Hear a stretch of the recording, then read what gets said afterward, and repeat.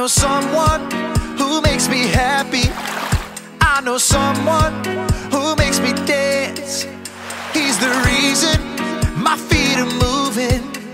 He's the reason I'm gonna lift my hands and clap, clap, clap to the sun. Halo G-Kids, jumpa lagi. Seneng banget masih bisa ngeliat ada banyak anak-anak yang ingat untuk beribadah secara online. Yuk kita sama-sama siapin hati dan pikiran kita untuk beribadah pada pagi hari ini. Mari kita sama-sama berdoa. Tuhan Yesus, terima kasih untuk kesempatan yang begitu indah yang boleh Tuhan kasih buat setiap kami untuk kembali belajar merenungkan sebagian kecil daripada firman Tuhan.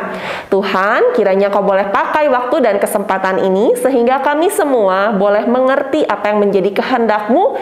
Terlebih, biarlah kiranya Allah Roh Kudus boleh mengingatkan kami dan memampukan supaya kami bisa melakukannya. Terima kasih, hanya di dalam nama Tuhan Yesus kami mengucap syukur dan berdoa.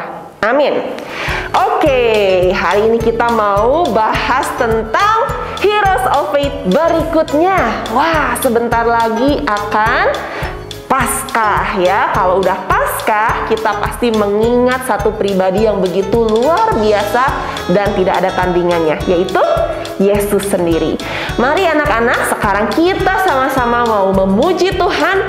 Kita mau diubahkan sedikit demi sedikit setiap hari, setiap sifat, biar kiranya Allah Roh Kudus boleh terus bekerja dalam hidup kita sehingga hidup kita semakin serupa dengannya. Mari kita sama-sama nyanyikan lagu ini.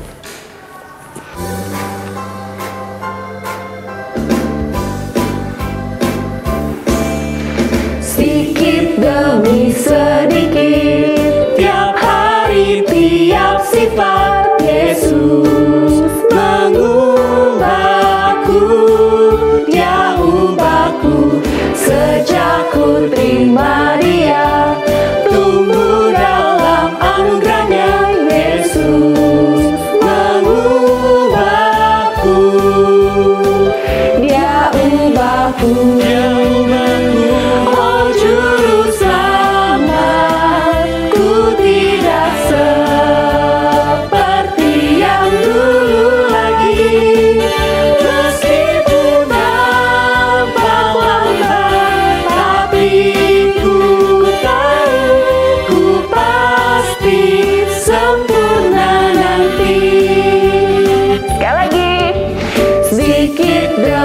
Sedikit, tiap hari, tiap sifat, Yesus mengubahku.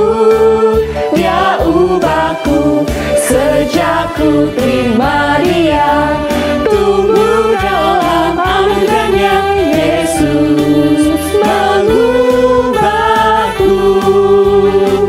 Dia ubahku. Oh Juru Selamat, ku tidak seperti yang dulu lagi. Meskipun nampak lambat, tapi ku tahu ku pasti sempurna nanti. Dia ubahku. Oh Juru Selamat, ku tidak seperti yang dulu lagi. Meskipun nampak lambat, tapi ku tahu ku pasti sempurna nanti.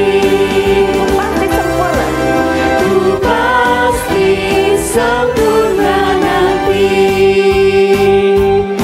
Amin. Ya, kita pasti sempurna karena Tuhan Allah mengubahkan setiap hidup kita menjadi semakin serupa dengannya. Mari sekarang anak-anak kita siapkan hati kita untuk mendengar firman Tuhan sekali lagi.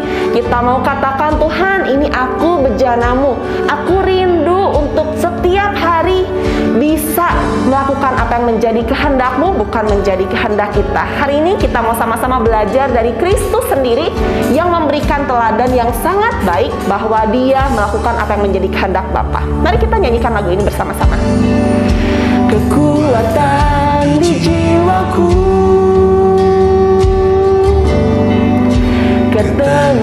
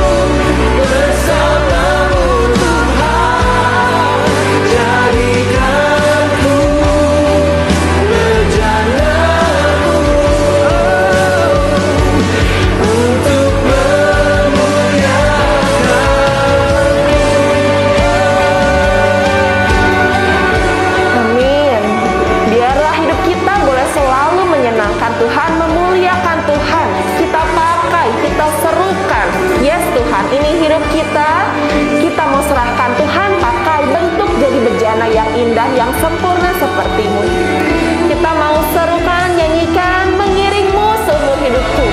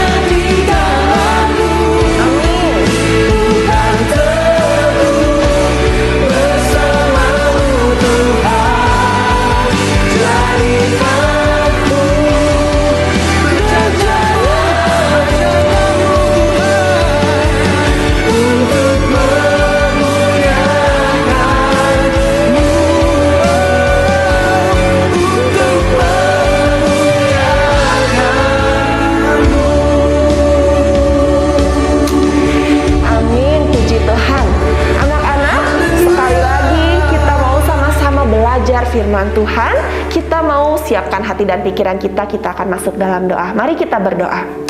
Tuhan Yesus yang baik, kami mau mengucap syukur karena Engkau adalah Allah yang sempurna, tiada Allah seperti-Mu. Tuhan, ampunilah setiap dosa dan kesalahan kami. Kami menyadari ya Bapa bahwa kami manusia berdosa. Kami tidak pernah layak ya Tuhan untuk bisa masuk ke dalam kerajaan sorga.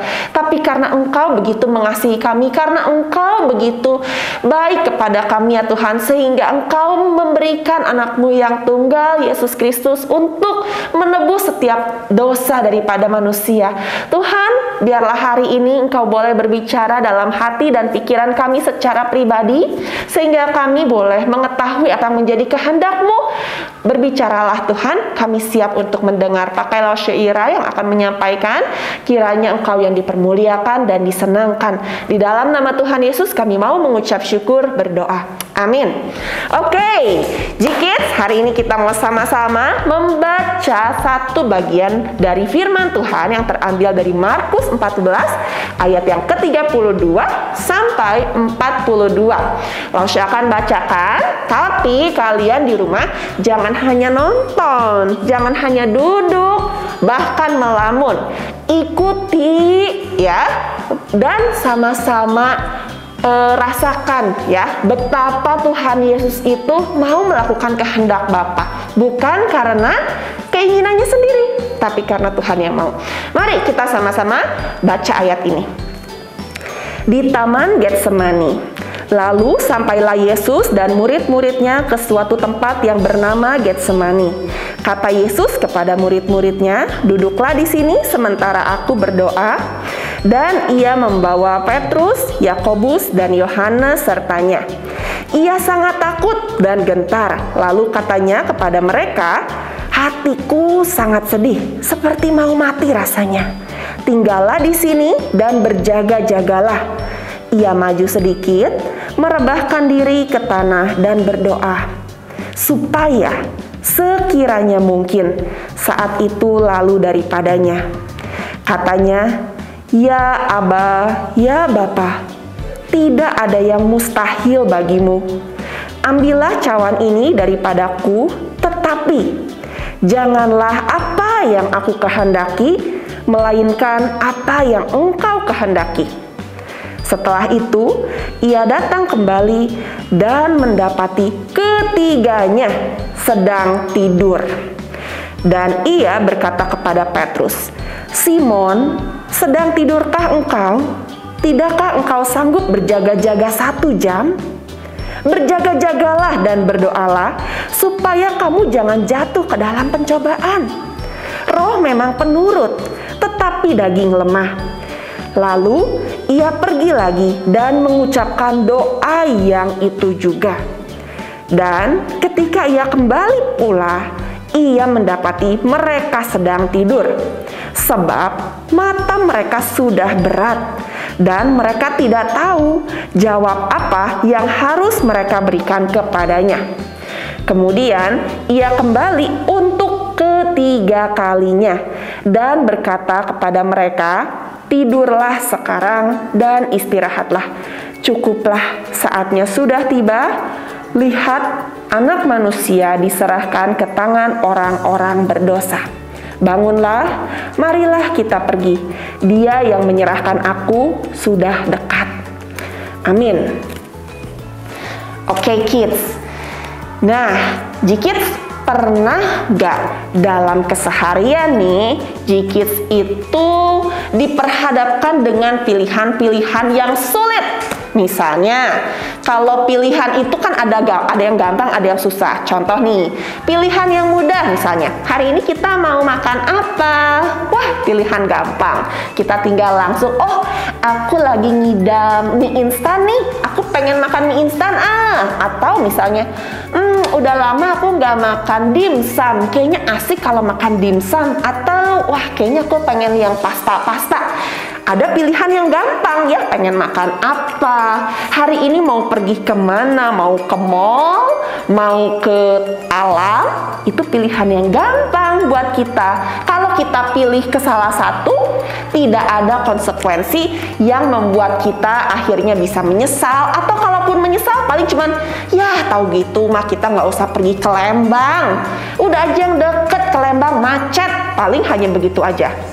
Tapi ada banyak pilihan lain yang mungkin bisa jadi sulit buat kita tentukan. Contohnya, misalnya pilihan untuk baca Alkitab pagi-pagi.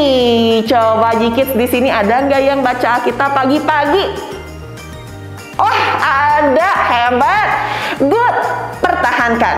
Tapi ada masih banyak juga yang belum angkat tangan. Nah, Lausche menyarankan untuk melakukannya. Tapi kalau Lausche, aku juga baca kok Alkitab, tapi aku bacanya setiap malam. Good, pertahankan, lakukan ya. Lausche di sini bukan mau maksa kalian untuk melakukan sesuatu, tidak. Tapi kita mau sama-sama sekali lagi belajar apa yang menjadi kehendak Bapa ya. Bukan berarti di sini kita semua sudah sempurna atau bahkan Lausche sudah sempurna makanya Lausche bisa bicara gini. Tidak, kita semua sama-sama belajar. Nah, contoh lagi pilihan yang sulit. Apa ya? Misalnya pilihan yang sulit ketika kita belum belajar, lalu wah, lagi di tengah-tengah ujian, kok soalnya susah, kemarin lupa belajar. Kebetulan sekarang ujiannya kan serba online. Kalau online kan nggak ada ibu guru yang ngawasin kan di depan ngeliatin, hei kamu kenapa itu? Lihat apa kamu di bawah? Nggak begitu kan? Nah, lagi online begini kids, godaan tambah banyak. Bisa jadi itu menjadi salah satu pilihan yang sulit. Tapi ingat selalu bahwa Allah Roh Kudus pasti berbicara dalam hati G-Kids semua. Kenapa? Karena kamu anak Allah, karena kamu sudah ditebus oleh darahnya. Maka dari itu dalam hati kita ada rasa takut, dalam hati kita ada rasa, aduh aku salah, kenapa kemarin aku nggak belajar. Nah, ada perasaan atau ada suara seperti itu dalam hati kita. Bersyukurlah kids, karena artinya Allah Roh Kudus masih mengingatkan kita untuk melakukan yang benar seturut dengan kehendaknya. Di dalam Alkitab, dari ayat yang barusan kita baca nih kids, itu menunjukkan juga bagaimana satu teladan yang sangat luar biasa Tuhan Yesus sudah lakukan ketika dia ada di Taman Getsemani. Kita tahu sama-sama bahwa kejadian ini itu, kejadian berdoa di Taman Getsemani adalah kisah sebelum Tuhan Yesus pada akhirnya ditangkap lalu mati disalibkan. Wah, ini pilihan yang tidak mudah. Yes, betul, Tuhan Yesus sayang kamu. Yes, betul, Tuhan Yesus sayang sama Lausche. Yes, betul, Tuhan Yesus sayang sama manusia di dunia ini dan dia mau menyelamatkan kita. Tapi ingat, Yesus datang ke dunia waktu itu sebagai manusia yang juga lemah. Sama seperti kita, manusia seperti kita, ya, 100% manusia. Jadi Tuhan saat itu juga punya pilihan yang sulit. Maka dari itu di Alkitab dikatakan, ya kalau tadi Jikit sudah baca nih, Laushu bacain lagi ya. Di sini nih ayat 35, ia maju sedikit, merebahkan diri ke tanah dan berdoa supaya apa kids? Coba dibaca sama-sama, supaya sekiranya mungkin saat itu lalu daripadanya. Saat itu lalu daripadanya saat apa ya? Tentu saja saat dimana Tuhan Yesus mati di atas kayu salib dan menanggung semua dosa kita. Kenapa Tuhan Yesus masih berpikir gitu? Apakah Tuhan Yesus ragu-ragu mau nyelamatin kita? Bukan. Tuhan Yesus sayang sama kita. Tidak ada hal apapun di dunia ini yang bisa memisahkan kasih Allah dari kita. Tapi Tuhan Yesus itu saat itu sangat ketakutan karena di mana Yesus menanggung dosa kita, saat itu cawan murka Allah. Kenapa murka? Karena Allah itu maha kudus, maha suci, tidak bisa bersatu dengan dosa. Tapi ketika Tuhan Yesus mati di atas kayu salib, dia sedang ngapain? Sedang menanggung semua dosa-dosa yang kita punya. Sehingga saat Yesus menanggung dosa kita ditimpakan di atas dirinya, saat itu tentu saja murka Allah ada di atas Yesus. Ini yang Tuhan Yesus tidak ingin. Terbayang, Allah Tritunggal tidak pernah terpisah. Mereka disebut Allah Tritunggal. Kita menyembah satu Allah Tritunggal yang tidak pernah terpisah. Mereka satu kesatuan. Tapi karena Yesus harus menanggung dosa kita semua, dosa kamu, dosa Larshe, dosa semua orang di dunia ini, saat itu Tuhan Yesus harus terpisah sementara waktu. Karena apa? Karena menanggung dosa kita. Maka dari itu ketika di atas kayu salib, masih ingat Tuhan Yesus bilang apa? Eli, Eli, lama sabachthani, yang artinya Allahku, Allahku, mengapa engkau meninggalkan aku? Karena Tuhan Allah maha suci, maha kudus, tidak bisa bersatu dengan dosa. Dan ketika Yesus mati di atas kayu salib, dosa siapa yang ditanggung? Dosa kita. Maka dari itu Jikids, ingat selalu kasihnya, ingat selalu kebaikan pengorbanannya di atas kayu salib yang benar-benar mahal. Betul pengorbanannya, betul anugerahnya, dikasih gratis cuma-cuma buat kamu semua yang mau percaya dan kenal Yesus. Tapi bukan berarti gratis itu murahan. Kalau sekarang kita beli sesuatu gitu ya, sekarang lagi zaman corona, ya udah kita beli apa-apa online. Kadangkala ketika paket sampai, suka ada gratisannya. Tapi gratisannya itu mungkin sesuatu hal yang sangat murah, sehingga toko atau tokonya itu kasih dengan cuma-cuma. Tapi Yesus berbeda. Yesus memberikan yang gratis, menganugerahkan karunia-Nya itu yang mahal. Gratis bukan berarti tidak ada yang bayar. Gratis karena Yesus yang bayar semua dosa kita dengan pengorbanannya di atas kayu salib. Nah, kids, ngomongin tentang doa di Taman Getsemani ini, kita hari ini mau belajar bagaimana Tuhan Yesus itu tunduk, taat. Ya, bayangin, Tuhan Yesus itu adalah Allah yang maha kuasa, pencipta langit bumi.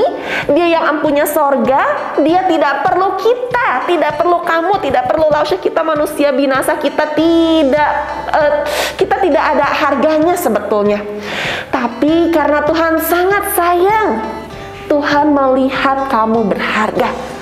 Tuhan melihat Laushe berharga, sekalipun sebetulnya kita ini nggak ada manfaatnya untuk Tuhan. Nggak ada hal yang kita bisa berikan yang lebih daripada yang Tuhan berikan sama kita. Nah, tapi karena Tuhan sangat sayang pada kita, Dia mau turun dari sorga ke dunia yang Dia ciptakan. Ketika Dia turun ke dalam dunia yang penuh dengan dosa ini, yang kita tahu Allah tidak bisa bersatu dengan dosa, lah, Dia jadi manusia sama kayak kita.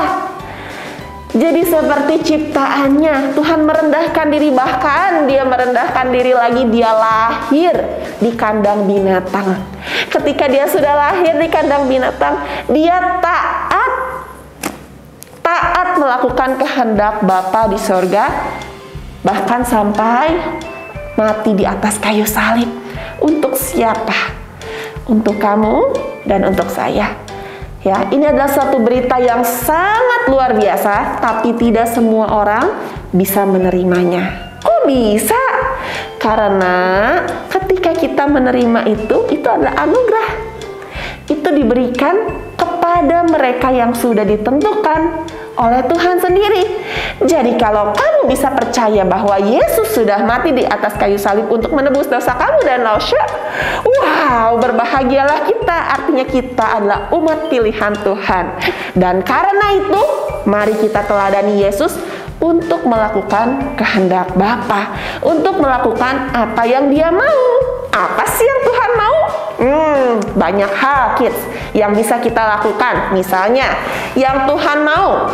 Satu, dalam hal kita coba ya, kita breakdown nih, peran apa aja yang kita punya di rumah. Kita sebagai seorang anak. Nah, sebagai seorang anak, apa yang Tuhan mau?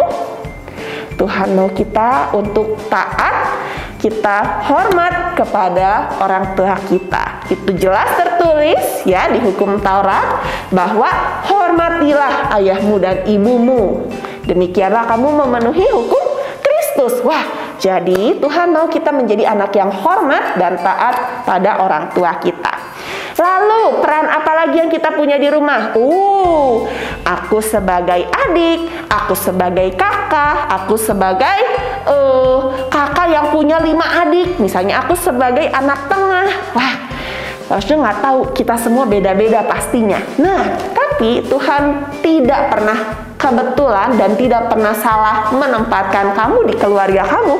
Tuhan sudah pilih keluarga terbaik untuk kamu dan untuk Lausya. Mari kita sama-sama pikirkan, kita sama-sama gumulkan, kita sama-sama doakan Tuhan. Tuhan, jadikan aku anak bungsu di tengah keluarga ini. Kira-kira apa ya yang bisa aku lakukan supaya aku bisa jadi berkat buat cici, koko, kakak, abang aku? Atau, wah, aku sebagai anak sulung nih, bukan berarti ngebosi ya, atau jadi bos di rumah. Hei, kamu kerjain ini, kamu itu. Terus kita diem aja enak-enak. Kamu masakin nih, kamu bikinin ini, kamu kerjain PR aku, kamu beresin ranjang aku. Enggak ya. Sebagai seorang kakak, Tuhan mau kita melakukan hal yang lain. Apa itu? Wah, G-Kids bisa pikirkan, ada begitu banyak cara kita bisa melakukan kehendak Tuhan. Apalagi peran berikutnya?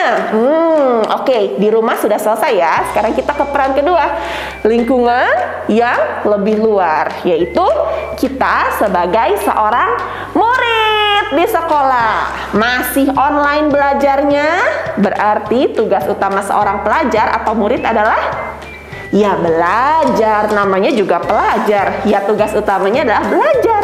Jadi pastikan G-Kids, Lausya tahu ya, belajar dengan menatap screen itu nggak asik ya. Mungkin pertamanya asik ya, 1-2 minggu pertama, 1-2 bulan pertama, yeay, nggak usah pergi ke sekolah, nggak usah bangun pagi, nggak usah mandi. Begitu melek buka mata langsung ganti baju, duduk di depan komputer atau duduk di depan laptop. Nah, tapi kids, kalau udah 2 tahun begini, Lausya tahu nih udah banyak yang bosan di rumah. Aduh, kapan aku bisa ketemu teman-teman? Kapan aku bisa pelukan sama teman aku? Kapan aku bisa pelukan sama ibu guru di sekolah mungkin? Atau bapak guru? Nah, kids, oke, Lausya tahu pasti mulai bosan. Pasti banyak yang udah bete diam di rumah. Aduh, lama banget sih ini sekolahnya. Kenapa harus di rumah? Kapan ini virus hilang? Padahal saya udah divaksin. Saya harus ngapain? Kids, ingat. Semua hal yang terjadi di dunia ini tidak ada yang di luar sepengetahuan Tuhan. Tidak ada yang di luar kendali daripada Tuhan. Tuhan selalu pegang kontrol, Dia pegang kendali untuk setiap hal yang terjadi di dunia ini. Karena itu, kalau sekarang pandemi masih berlangsung, tapi puji Tuhan ya sudah mulai membaik kondisinya. Nah, kita semua harus mensyukuri hal itu. Dan mari kita terus berdoa, kita berharap, Tuhan, kami tahu bahwa Engkau punya rencana yang terbaik untuk kami semua dan juga untuk dunia ini.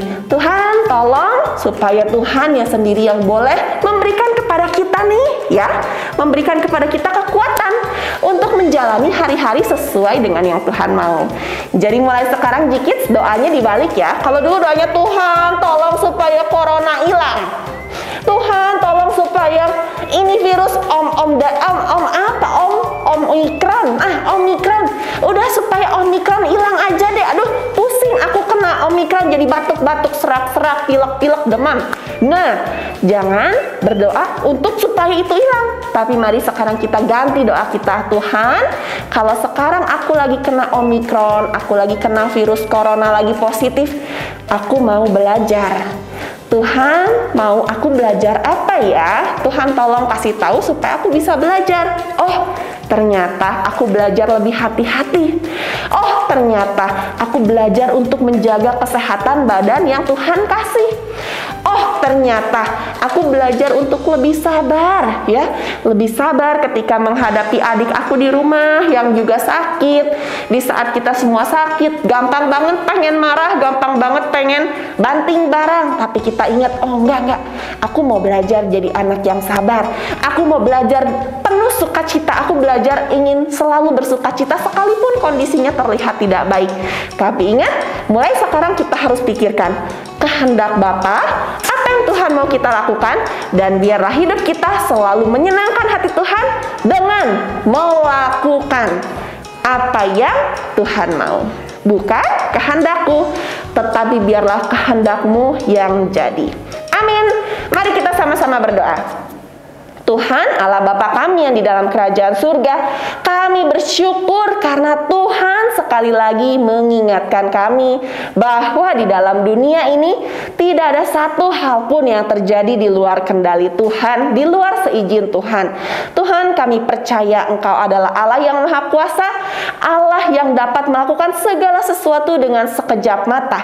Tapi jika Engkau saat ini mengizinkan kejadian A, kejadian B, kejadian apapun ya Tuhan terjadi di dalam kehidupan kami masing-masing, kami percaya bahwa semua itu tidak kebetulan. Tuhan mau pakai setiap detil kehidupan kami untuk membentuk hidup kami, untuk membentuk karakter kami, untuk membentuk pribadi kami menjadi semakin serupa seperti yang Kristus mau. Tuhan, hari ini kami belajar dari teladan yang Engkau berikan. Terima kasih ya Yesus, Engkau sudah mau mati di atas kayu salib untuk menebus dosa kami. Tuhan, kami rindu, kami mau melakukan apa yang menjadi kehendak-Mu. Biarlah ya Tuhan, sedikit demi sedikit, tiap hari, tiap sifat, Engkau boleh mengubah hidup kami. Biarlah hidup kami boleh menjadi bejana-Mu yang menyenangkan hati Engkau, yang memuliakan nama-Mu. Thank you Lord, in the name of Jesus we pray, amen. Halo G-Kids, bersama dengan Lausa Vero. Hari ini sudah minggu keempat atau minggu terakhir di bulan Maret. Itu artinya sebentar lagi kita masuk di bulan April ya. Di bulan April kita akan merayakan Paskah, kebangkitan Tuhan Yesus. Nah, di bulan April ini kita akan bersama-sama belajar 4 tema yang bersambung yang menjelaskan tentang Paskah kita. Ya, di minggu pertama kita akan belajar untuk stand up. Ya, lalu kemudian di minggu kedua stand out. Di minggu ketiga adalah Paskah kita 17 April 2022, yaitu temanya stand firm.